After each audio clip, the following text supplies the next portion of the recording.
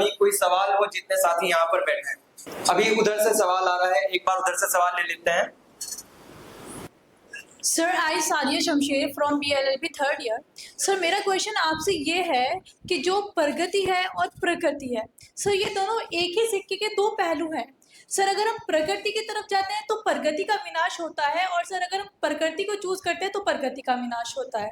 Sir क्या science और technology की हेल्प से इन दोनों को मैनेज किया जा सकता है? क्योंकि अभी देखने में आ रहा है कि जो दिल्ली NCR है उसके कुछ इलाकों में जो एयर पॉल्यूशन है वो हद से ज़्यादा बढ़ गया है।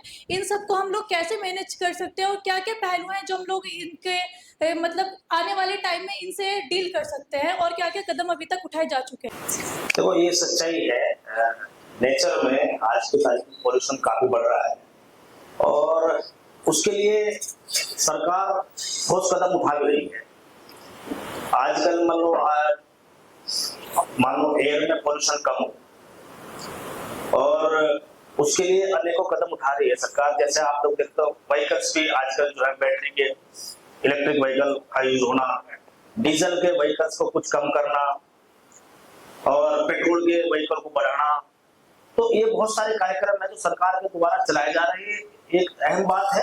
और निश्चित रूप से देखो, किसी भी चीज को उसमें आप प्रगति या स्पीड देने के लिए, अगर किसी क्षेत्र में आप स्पीड देना चाहते हो किसी चीज को, तो उसमें टेक्निकल या टेक्निक उसमें लगानी बहुत जरूरी है।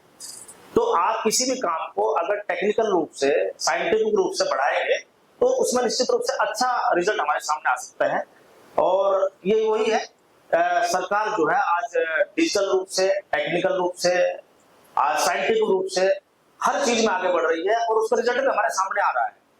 और निश्चित रूप से चुनौतियां बहुत ज्यादा हैं, पर्यावरण को लेकर बहुत सारी चुनौतियां हैं, लेकिन उसके लिए सरकार ने बहुत सारी स्कीम्स बनाई है जिनकी जिम्मेदारी सरकार के लिए, सरकार की जिम्मेदारी स्कीम्स और योजनाएं बनाने की है, लेकिन उन पर चलना जिम्मेदारी एक आम आदमी की भी है। वो आम आदमी के बगैर वो योजनाएं पूरी नहीं होती, तो जिम्मेदारी बराबर है सरकार की और आम आदमी को, हम दोनों को निभाना चाहिए।